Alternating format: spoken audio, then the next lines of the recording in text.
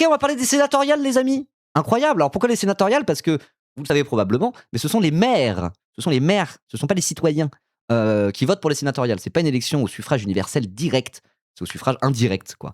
Donc c'est les maires élus qui votent pour les sénatoriales. Et donc du coup, vu qu'on sort de municipal, où il y a eu une percée de LFI, mais aussi quand même une petite percée du RN, on va pas se mentir, et bah, quelles conséquences ça peut avoir sur les sénatoriales?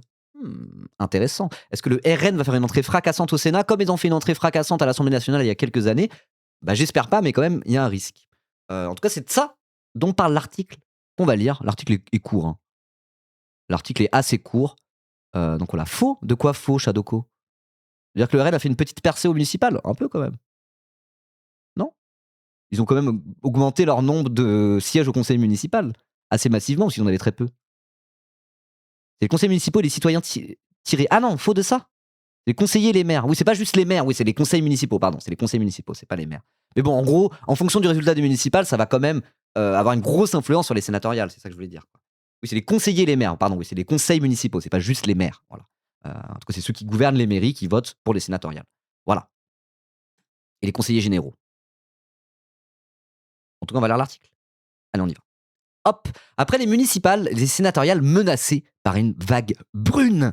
Aïe aïe aïe, donc une vague brune, hein, c'est ce qu'on utilise pour parler de l'extrême droite, le péril brun, une vague brune. Donc là, le RN pourrait faire une entrée au Sénat, sachant qu'ils ne sont pas du tout représentés au Sénat pour l'instant, quoi. Voilà.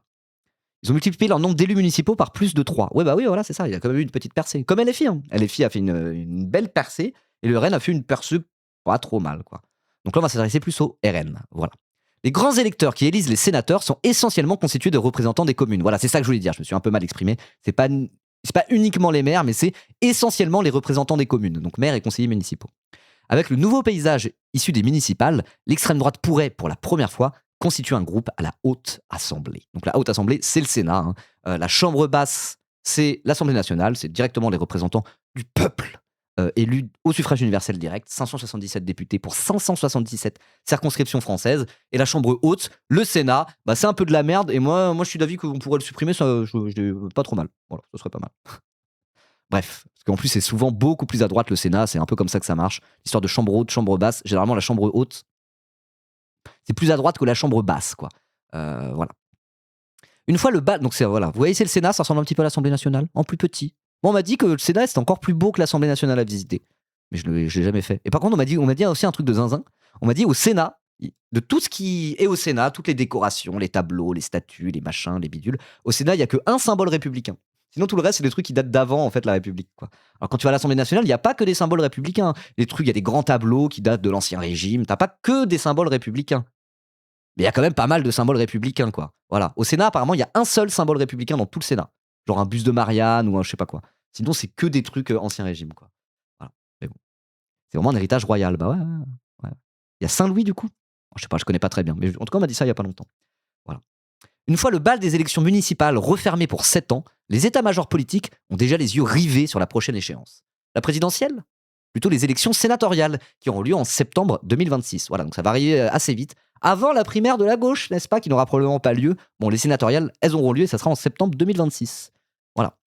Le Sénat, renouvelé par moitié tous les 3 ans, est élu par des grands électeurs, dont le collège électoral est majoritairement composé par les milliers de conseillers municipaux. Les élus départementaux et régionaux, ainsi que les députés, ne représentent qu'une fraction. Le renouvellement municipal de cette année va donc largement régir les sénatoriales de 2026. Excusez-moi, oula. Et de 2029. Donc c'est-à-dire qu'il y a déjà eu des sénatoriales en 2023. C'est vrai, je m'en souviens, il y a des gens qui sont devenus sénateurs. Notamment Yann Brossa, voilà, c'est le moment où il est devenu sénateur, je m'en souviens. Sinon, je n'ai pas trop suivi. Et il y a eu toute une entourloupe, là, ils ont niqué LFI alors qu'il a demandé 2-3 sénateurs et ils se sont fait un peu baiser. Donc là, il y en a d'autres en 2026. Ok.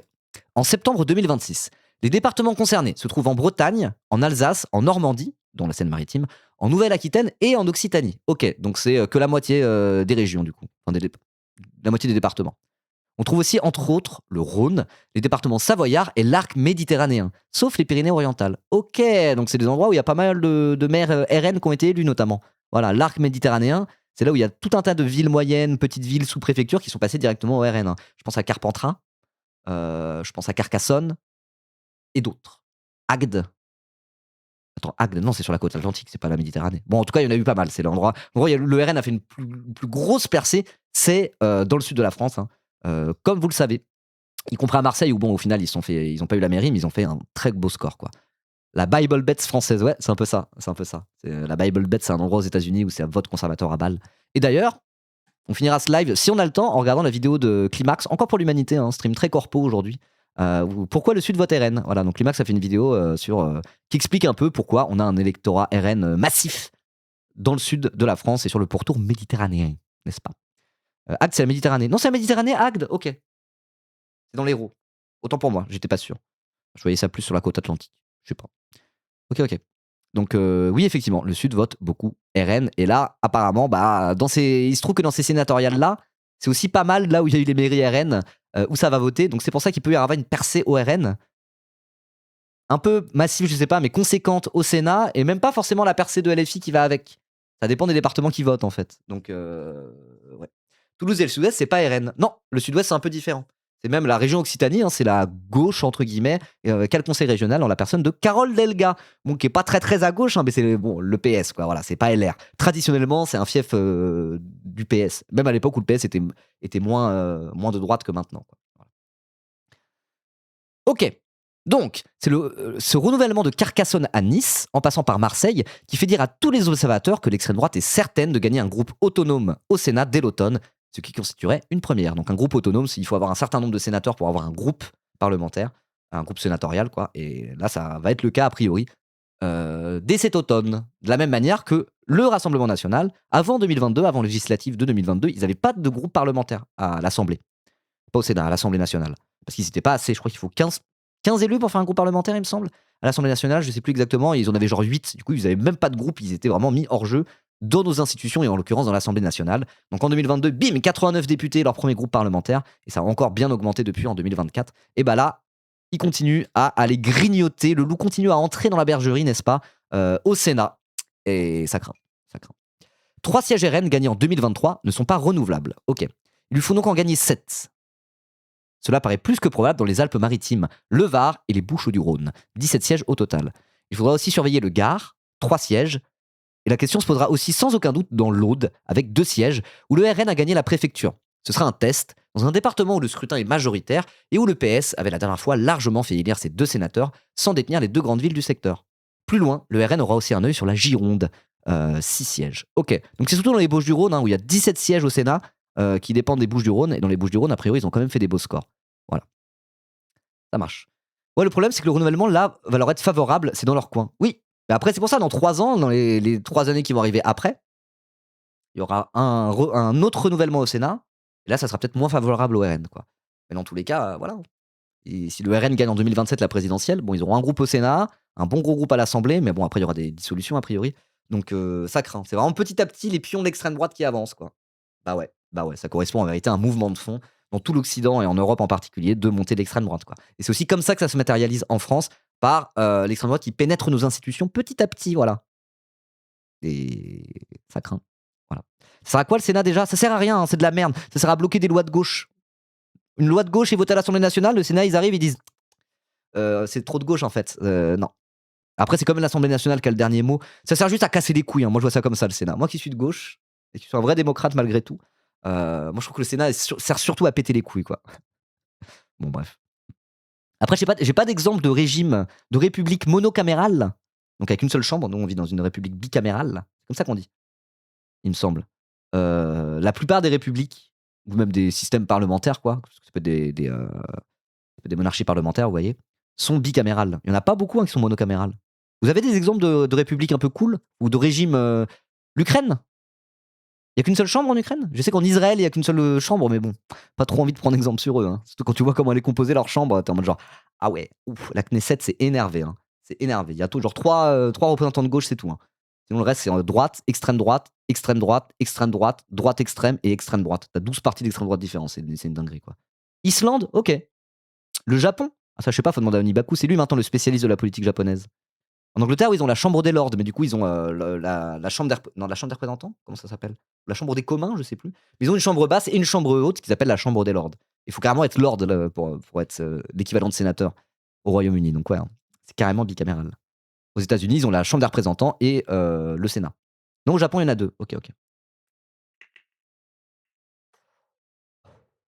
C'est quoi ça? Les flics qui tirent à balles réelles dans une rave party? Wouah.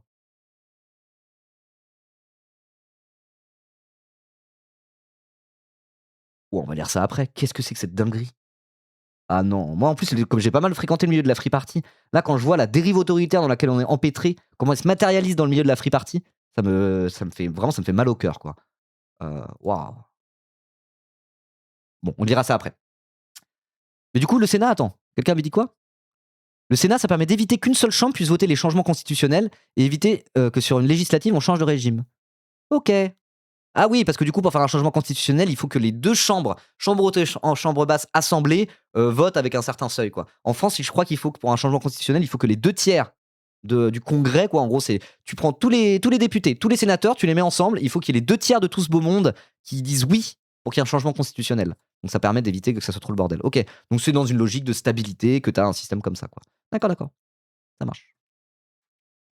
Bon allez, on va continuer l'article. Je sais plus où j'en étais. Ouais, vas-y. Non, non, pas tout de suite, tranquille, ferme juste la porte, mais tranquille. OK. Alors, ce n'est pas exclusivement, mais majoritairement sur la droite que l'extrême droite pourrait faire ses gains. OK, bon, c'est déjà ça. Avant les municipales, les projections sérieuses tablaient sur une perte d'une dizaine de sièges des Républicains, indique un sénateur de gauche qui reste néanmoins prudent. C'est le groupe LR qui a le plus à perdre en septembre, avec 60% de ses sièges renouvelés. Bah après, c'est un peu logique, hein. Là, en vrai, les régions et les coins qui votent de plus en plus RN, les endroits où le RN a réussi à prendre des villes, etc., c'est des endroits où traditionnellement ça vote un peu à droite, en fait. C'est presque un exil de l'électorat LR vers un électorat RN, quoi. C'est la droite qui est en train de se radicaliser. Et c'est ça explique. Enfin, quand on dit la droite est en train de se radicaliser, on pense à Retailleau qui court après le Rassemblement national, qui se met à parler comme eux et à faire la course au plus raciste avec le RN. Et c'est vrai, mais c'est aussi un truc qui existe dans l'électorat de droite. Pourquoi il fait ça, Retailleau? Il fait ça aussi par intérêt politicien. Il est en mode putain, je suis en train de me faire siphonner mon électorat de racistes réactionnaires par le RN. Du coup, bah, je vais me mettre à parler comme le RN pour essayer de les récupérer, quoi. Il y a quelque chose qui va de cet ordre-là. Donc c'est pour ça quand il y a des bascules au RN, généralement c'est plus de LR vers RN que de la gauche vers le RN, typiquement. Donc il y a plein de gens qui disent oui, regardez, avant les braves ouvriers français votaient PCF et maintenant en fait ils votent RN. Bah c'est plus compliqué que ça. Ceux dans les coins où ça se met de plus en plus à voter RN, souvent c'est des anciens électeurs LR en fait. Parfois c'est la petite bourgeoisie de campagne qui vote LR, qui se met à voter RN, ou c'est des gens qui avaient déjà une sensibilité de droite, même en étant des travailleurs, qui se mettent à voter RN au lieu des républicains. Et ça, il faut le garder dans un coin de sa tête, quoi. Parce que on entend très très souvent, oui, les électeurs communistes, maintenant ils votent RN. Bah, c'est plus compliqué que ça. Je dis pas, hein, il y a des ouvriers qui historiquement étaient plus à voter communiste, etc., etc. Il y a des décennies et des décennies qui maintenant sont passés RN, mais en vérité c'est beaucoup plus compliqué que ça. Et cette espèce de glissement dans le vote, c'est plus de la droite vers l'extrême droite que de vers la gauche vers l'extrême droite, quoi. Voilà, y compris dans l'électorat populaire. Mais aussi encore plus quand on parle de la petite bourgeoisie de campagne qui se met à être très très pro RN, quoi. Voilà. Même les ouvriers qui votent RN, ils votaient LR gaulliste avant. Oui, voilà, c'est ça. C'est un mythe, les électeurs qui votaient PCF, par exemple, et qui ont basculé à l'extrême droite. Alors après, sur le temps long, peut-être que tu prends des familles où leur grand-père, il votait PCF à l'époque, et maintenant, ça vote Bardella, hein. Ça existe, mais c'est pas en mode, dans un claquement de doigts. C'est pas comme si les électeurs PCF étaient en mode genre, oh non, la gauche nous a trahis, je vais voter RN. C'est pas comme ça que ça s'est passé. Voilà. Les ouvriers de gauche, leur taf existe surtout plus. La classe sociale a disparu, elle s'est pas mise à voter à droite. Ouais, voilà, c'est ça. C'est ça. Tout à fait. Tout à fait. Et donc, c'est ce qui explique que c'est plutôt LR qui risque de perdre des sièges dans ces sénatoriales plutôt que la gauche. Parce qu'en fait, c'est des circonscriptions. Enfin, c'est pas des circonscriptions, mais. Enfin, c'est des départements plutôt à droite. Où en fait, la droite, l'électorat de droite s'est radicalisé, entre guillemets. En tout cas, a glissé plus vers le Rassemblement national. Ok. Et potentiellement des transfuges vers les groupes centristes ou proches d'Édouard Philippe à l'approche de la présidentielle. Ok, donc ça pourrait aussi partir de chez Édouard Philippe. Mais figurez-vous qu'Édouard Philippe, c'est aussi la droite. On dit les centristes, mais Édouard Philippe, il vient de LR, hein. Donc Édouard Philippe, LR, centriste, droite, tout ça, c'est un peu la même chose en réalité. Voilà. Le groupe majoritaire, on parle de LR, hein, LR est majoritaire au Sénat depuis très longtemps, c'est pour ça que Gérard Larcher, le président du Sénat, est LR. Le groupe majoritaire pourrait tomber sous les 120 voix, sur 348 sénateurs. La réélection du LR Gérard Larcher à la présidence n'est donc mathématiquement pas assurée, à condition qu'Hervé Marseille, le président UDI du groupe centriste, ne noue pas une hypothétique nouvelle majorité sénatoriale plus centrale. Ok, donc il pourrait faire une coalition un peu différente pour conserver une majorité, un peu moins LR et un peu plus Macrono-LR, bon, à voir.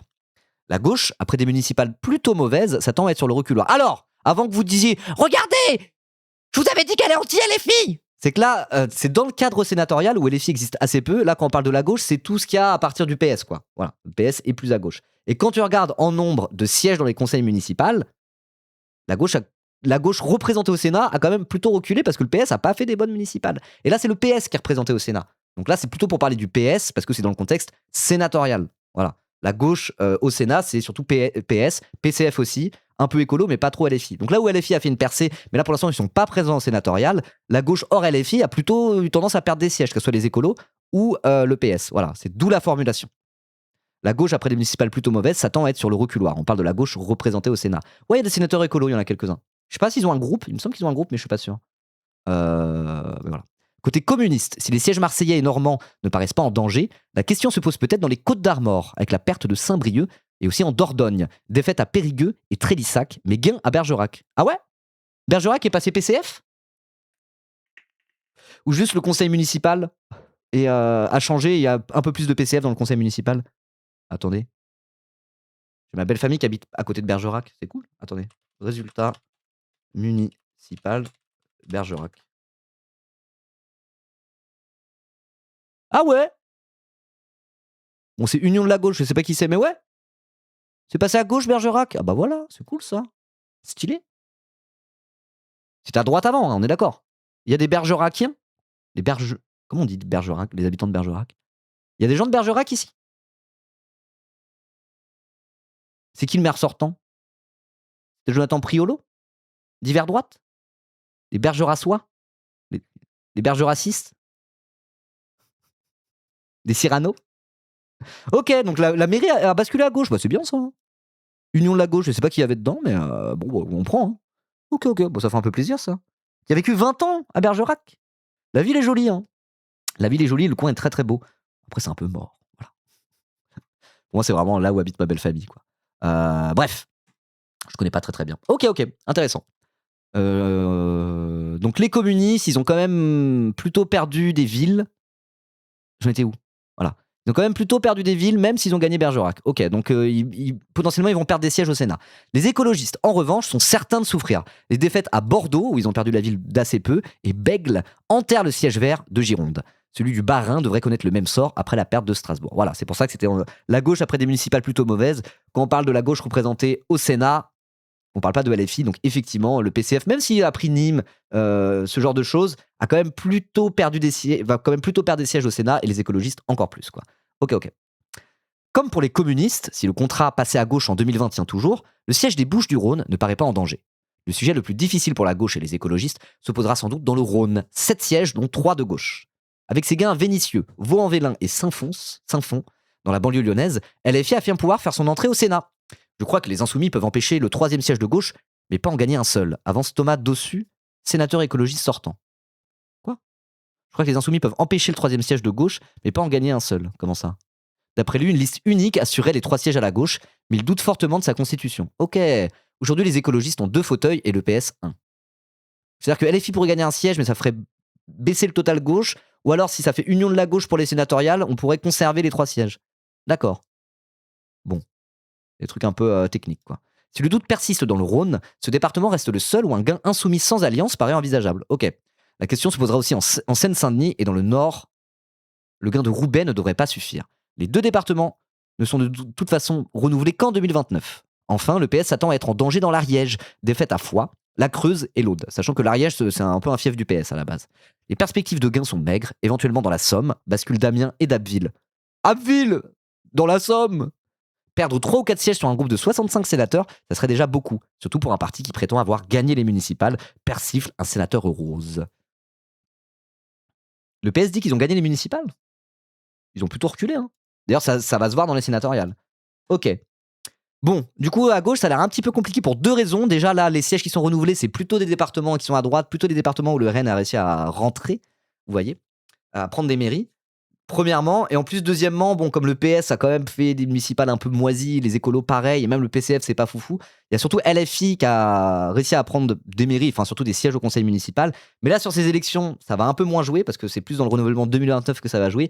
Et en plus, il y a des logiques vraiment électorales un peu techniques où s'ils partent en faisant union, en faisant pas union, ça peut faire gagner des sièges à un parti, mais en faire perdre au total gauche, etc., etc. Donc c'est un peu un bordel. À gauche, le renouvellement de 2026 et les sénatoriales de 2026 ont l'air pas hyper bien partis. Et bon, si LFI prend 1 ou 2 sièges, c'est pas non plus une zinzinerie, quoi, vous voyez ce que je veux dire? Par contre, pour le RN, c'est fort possible même qu'au détriment de la droite LR, ils arrivent quand même à prendre des sièges, ce qui est plutôt une mauvaise nouvelle, mais en même temps, ça ferait perdre un peu la majorité et l'hégémonie de LR au sein du Sénat, qui pourrait se recentrer un peu sur une coalition un peu plus au centre avec l'UDI et les macronistes de je sais pas quoi là. Bon, assez compliqué, un peu illisible sur les bords, mais c'était intéressant en tout cas quand même. Voilà. Moi j'avais pas du tout vu sur les conséquences qu'auraient ces municipales sur les sénatoriales, j'avais rien trop lu et du coup, bah, sur 2026, ça a l'air pas ouf. À voir comment ça va se goupiller pour 2029, sachant que les prochaines municipales après c'est en 2033. Donc on verra. On verra notamment quand l'Île-de-France, par exemple, votera pour les sénatoriales en 2029. Je pense que ça pourrait faire un voilà, là où c'est plutôt à l'avantage du RN sur ces sénatoriales-là, a priori sur les prochaines en 2029, ça pourrait être un peu plus à l'avantage de la gauche et de LFI en particulier. Voilà. Appel national à la grève des enseignants ce 31 mars? Ouais, faites grève les enseignants, faites grève pour moi, hein. Moi j'adorais faire grève quand j'étais enseignant parce que je suis politisé. Il faut se battre pour ses droits et c'est important de le faire. Heu, donc voilà, faites-le pour moi. Si vous hésitez, dites-vous que moi je l'aurais fait à votre place. Ça sert à rien la grève? Non mais ça va pas Fennec Bleu, ça sert à rien la grève. Dis pas ça sur mon chat. La grève, ça reste quand même l'outil incontournable des travailleurs pour entrer dans un rapport de force économique avec le patronat et la bourgeoisie. C'est plus que les grèves, ouais, trop pessimistes. Non, c'est pas ça sert à rien les grèves, c'est plus en mode hélas, les grèves passées n'ont pas été assez fortes pour être, couronnées de succès. Ça, je suis d'accord avec ça, mais c'est pas grave. La prochaine fois, on fera mieux. Voilà. Bref. Bon, en tout cas, intéressant cet article. Donc, si vous regardez la vidéo YouTube et que vous avez trouvé ça intéressant, n'hésitez pas à commenter en disant: «L'article était intéressant». Voilà et n'hésitez pas à vous abonner, bien sûr. À la prochaine.